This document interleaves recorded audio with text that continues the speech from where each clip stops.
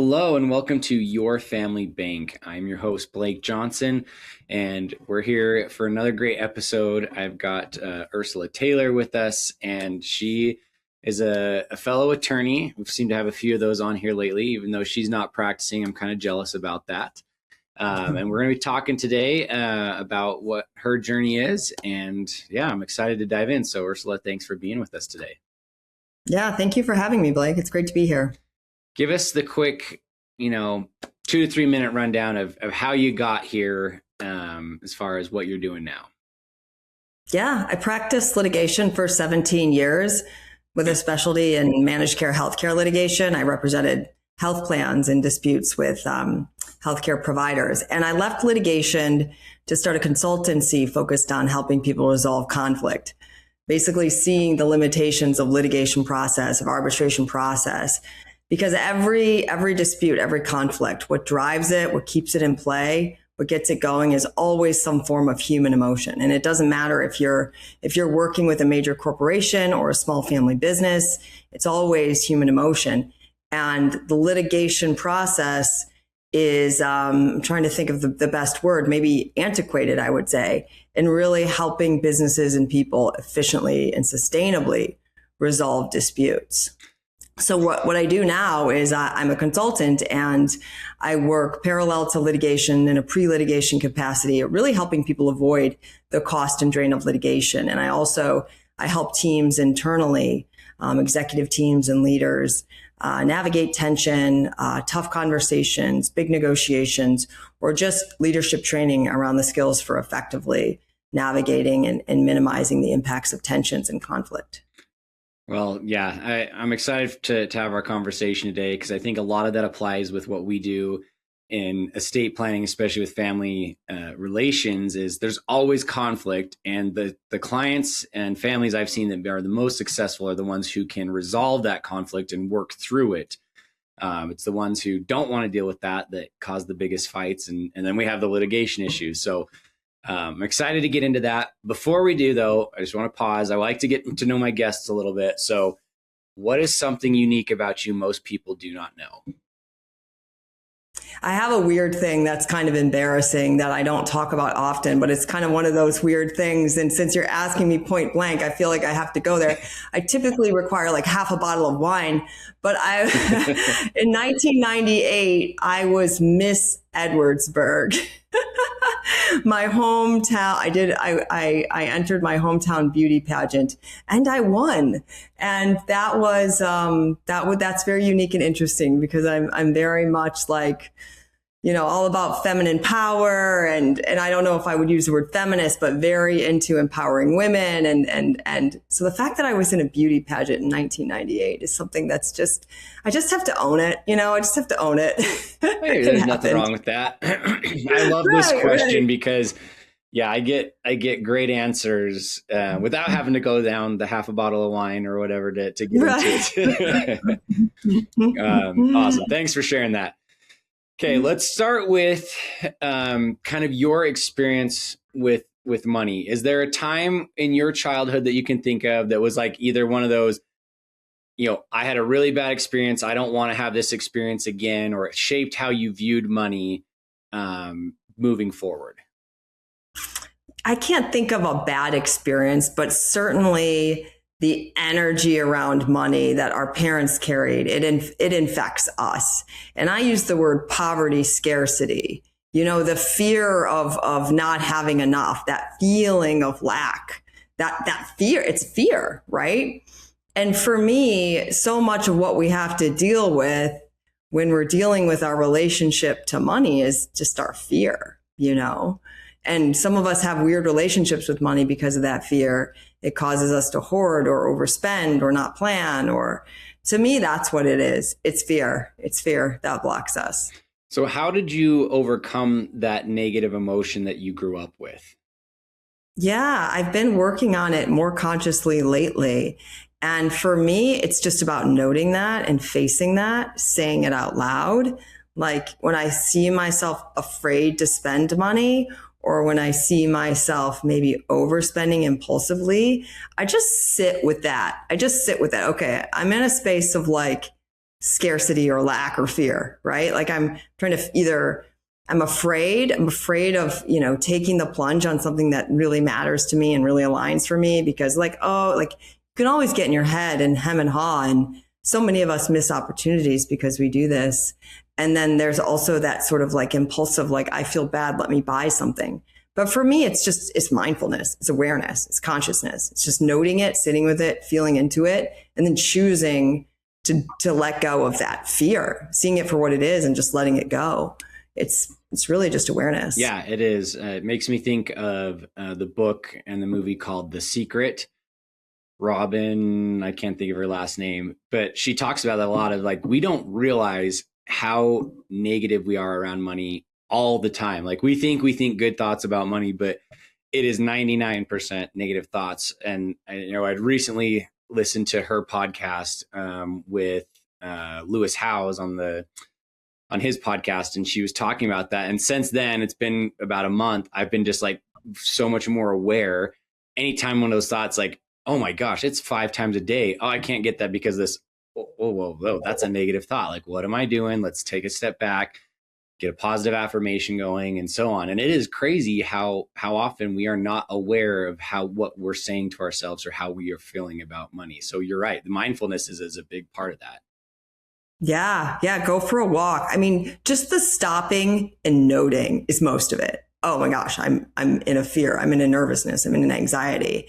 And then taking the time to feel it. Go for a walk, go for a run, sit in stillness for 1 minute and just like breathe through it and feel it and release it.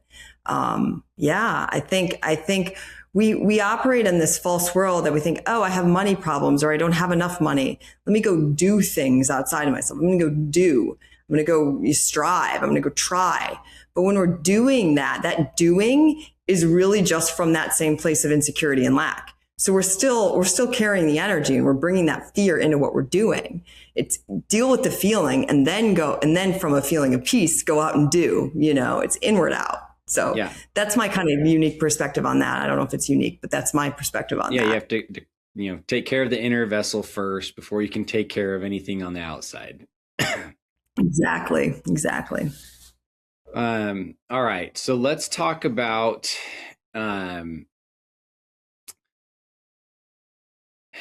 family relationships, conflict, that kind of stuff. That's obviously a big issue. And especially in successful families, there's a family business involved. Mom and dad die. There's usually conflicts. One kid wants something, the other kid wants that kind of thing. Give us the rundown of kind of your experience of what things, people can do preventatively to keep it from getting to that point, if you have any advice there. Mm-hmm. And then after it's that point, how do you help resolve that so it doesn't lead to litigation?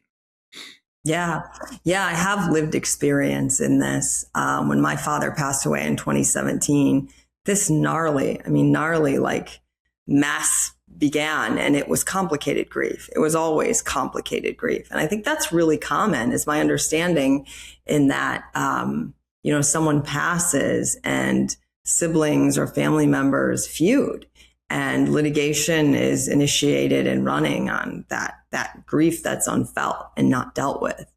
What I'm doing with my siblings right now is just a lot of conversations around how we're not going to repeat that. Like when our mother passes, we're not doing that. And, we don't have, she's in a unique personality. We don't have an ability to tell her what to do on any score. There's a lot, it's just going to land in our laps and we'll have to deal with it and we'll have to come together in a different way. And so I'm having a lot of those conversations. But I think the big thing is awareness. It just comes back to awareness. Don't make big decisions when you're in a state of grief. That's not a time for deciding and doing, and certainly not a time to initiate a litigation process. So I think bringing in that awareness with self-care and consciousness and just dealing with your emotion first, I think that's huge. I think that can save a lot of money and drain, because litigation is disastrous for families and people and small businesses. And that's the thing that people don't understand. They think, well, I'm right and they're wrong, so a judge will say. But the real risk is oftentimes that litigation process that's so expensive and draining. Yeah, the only people that win are the attorneys. Yeah, it's true. It's true. Yeah. So it's interesting. So I would say, something I take away from that, and I've done this with a few clients, is we've put in measures to where nothing financially is dealt with until it's been a year after the passing. I had a few clients who are aware of that, like, hey, my kids are going to need time to grieve. So I just want to have everything on hold and say, trustee, you're not distributing anything. You're not selling any properties. You're not doing any of that till it's been a year and people can have that time to grieve. And I just thought that Mm, was such a wise thing to realize, like, oh, okay, yeah, give them the space to have that, to have their emotions and realize, okay, it doesn't matter what I do, nothing happens is going to happen financially at this point anyway. So they can take that time to deal with it, hopefully within that year frame. Yeah, I think that's great advice. That's a great, and there are things that you can do. And I'm not a trust and estates attorney to set it up more easily. So it's kind of a ripcord and it's just done. And, the properties that needed to be sold are sold and things are downsized and dealt with. And that's certainly helpful, but that you can't always do that or control that. And sometimes the person that's the most difficult or precarious to deal with is the person who needs to pass away before everybody else can figure it out. Yeah. You know. So let's say it's worst case scenario, someone's in litigation or pre-litigation, their siblings suing them because they think that they were wrong, that they should have got 80% of the state instead of 50% or whatever. Is there things people can do to help bridge that gap to keep it from going further? I mean, they should call me before they call a lawyer. I mean, that's that's the bottom line. They should spend some time with me and maybe multiple sessions with me, just talking through finding the emotion, finding the grief, processing it in a way that is, sort of adjunct to the litigation strategy and understanding of that process. I think people should pause before they pick up the phone and call the litigation attorney, because a litigation attorney is paid and compelled and takes an ethical sort of oath to be a zealous advocate. But a zealous advocate to somebody who's grieving is financially disastrous sometimes, and it doesn't get you where you need to go. So call me first. Yeah. So that's if you're the one that's thinking about litigation, but what if someone's already been sued? Is there anything they can do to help that other side?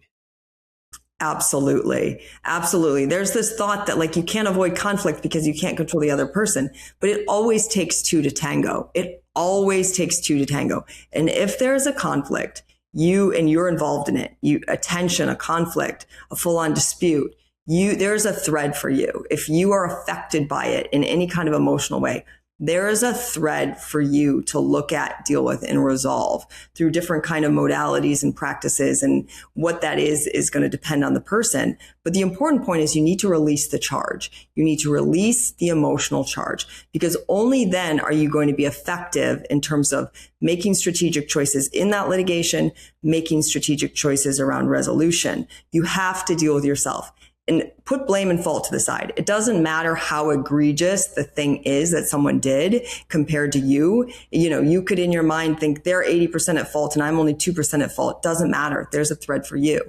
But here's the thing. If you do that sort of that inner stuff and you can release some of this charge, and it's not as hard as it seems, you bring a different energy to the dynamic, and that energy is felt, and you are more persuasive and you are more effective, and you can see the strategies and you can effectuate them and you can have an impact on the other person.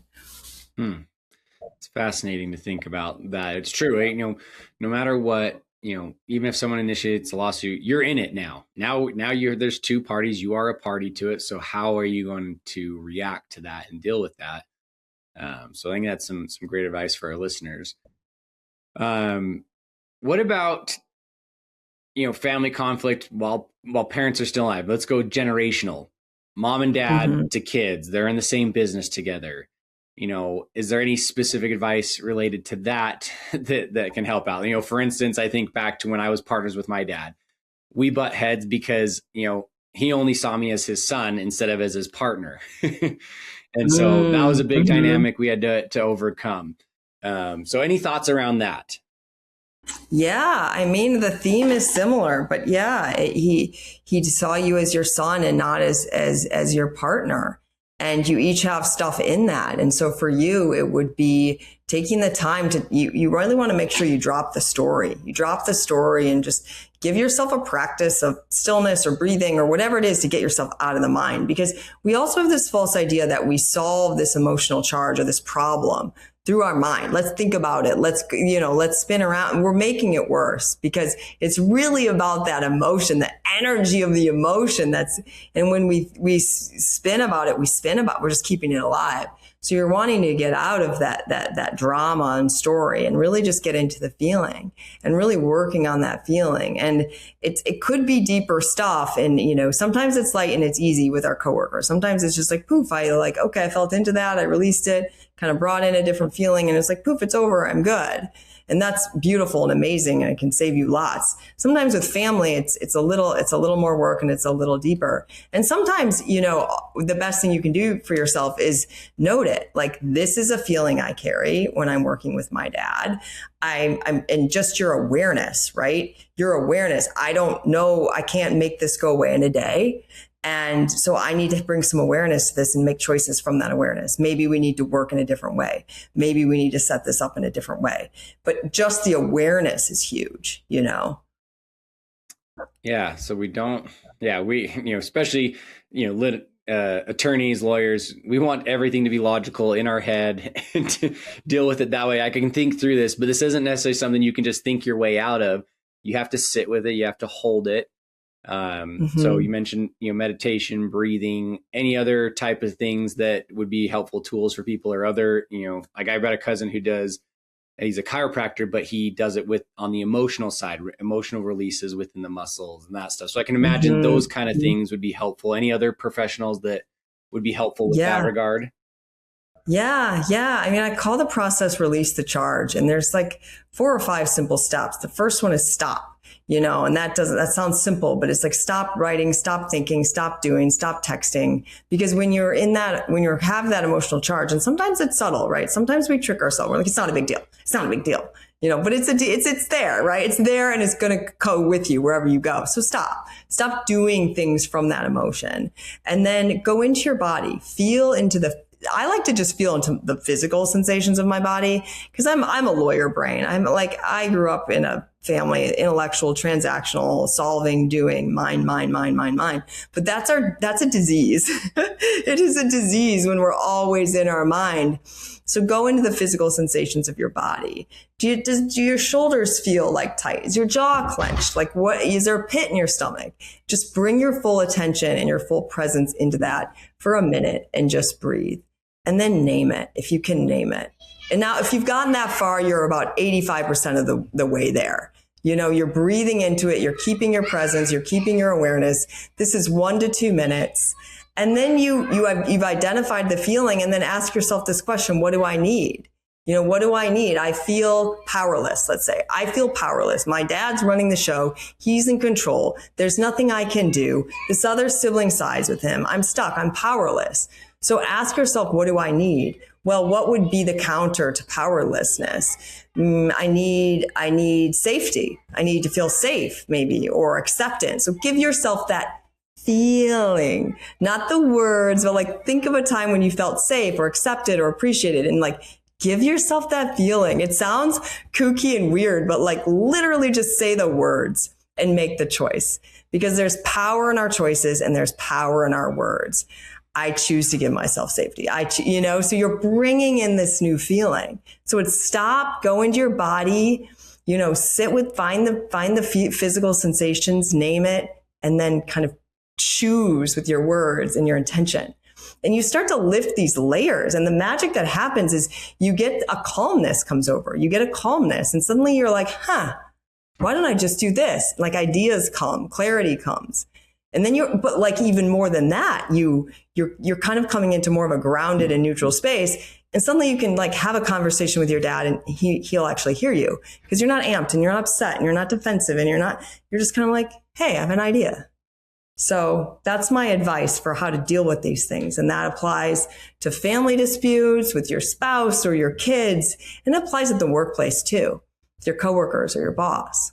That's really powerful stuff. That's awesome. I think I heard some kids in the background. Do you have kids? It's actually my neighbors. Oh, I'm in okay. a building, and they're a horde of children. But yes, I do have kids. I have 3 kids. So Okay. yeah, Well, they're good, quite because busy. that's what my next questions are around that. So, how do you plan, or how have you taught your kids to deal with to have an experience with money that was not negative like you had? I'm sure you taught them these steps you just talked about with us. But is there any specific things, like, do you sit down and have conversations with them about money? Do you have do they do some sort of courses? What are you doing there for Yeah. your kids? I love this question. My middle son kind of loves money. Like when he was 2 or 3 years old, all he wanted to do was play Monopoly, and he'd be sorting his money. And I'm like, Camden, what are you doing? He's like, I'm giving my money a bath. He's just like organizing his You money. see the Monopoly sign behind me? Yeah. So I've got one who's like, I'm going to be Jeff Bezos. Like, I love money. Like, he's a kid. So, but anyway, that's an aside. But I think, what I do with my kids is just the bigger work around honoring feelings, so that when fear comes up, you can note it, you can feel it, and you can release it simply and easily. So creating a household where nobody's feelings are wrong, nobody's bad or wrong for getting upset. And I grew up in the 80s, and back then, like, feelings were bad. Quit your crying, like quit your whining and this and that. And I really just I just try to bring presence. Like when I'm at my best, I just bring presence to it, and just a loving presence. You're not resisting it. You're not fighting it. And just teaching them that they can feel their feelings. And what that does with respect to money is then it creates space for that fear energy to be released. Because what is money? Money is a tool. It's a tool to amplify our highest selves. It's a tool to serve. It's a tool to create capacity for us to do the things we're on this planet to do in alignment with our gifts. It's just a tool. It's nothing to bring fear to, or scarcity, or guilt, Yeah, it's an amplifier of whatever we're doing with it. So yeah, that's great that you create the space for them to have those conversations or to feel it, and make that just a normal process, so that way it isn't a big deal down the road when it is a big deal. It's a big financial decision. Okay, well, I know mom can have that conversation with me, and she's not going to judge me or whatever, and so I can deal with it rationally at that point. Right. But yeah, our relationship to money, it transfers to our children. So setting a good example of having a healthy relationship with money that's, views money as it's a necessary and practical part of our lives. It's how we exchange services and goods in our world. So we need to have a healthy relationship with it. And what we do, it really transfers to our kids. Yeah, it does. I mean, they catch everything that we do. They see it all. What we say may not actually happen. So it's all about how do we handle it, and how do they see us interact with those things, for sure, is the big picture I've seen with my clients and my kids as well. How do you think about legacy? What, let's say it's, many, many years from now, you're gone. What are the things that you want your kids to know from a legacy standpoint, to remember about you? Legacy is so interesting. Because sometimes I think the idea of legacy is just kind of twisted into like control. I'm not going to be here, but I want to control, So I don't really I don't attach a lot to legacy, but I will say this. What my best hope for my children is that they are the highest versions of themselves.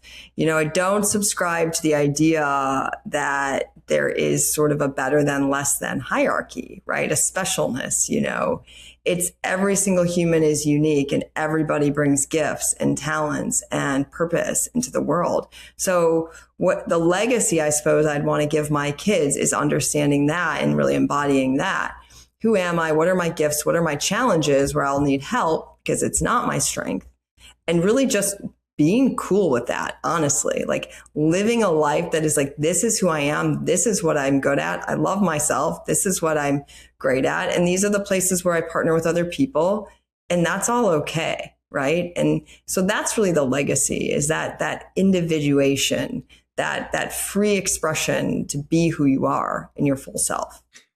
Yeah. In my industry with estate planning, we talk about legacy. People tend to think about it in a financial sense, but I have yet to have a guest on this show say anything monetarily related to their legacy. It is always comes back to values, what they hope for their kids, those kind of things. And to me, that is true legacy. Legacy is more of what is remembered about you. What impact did you have?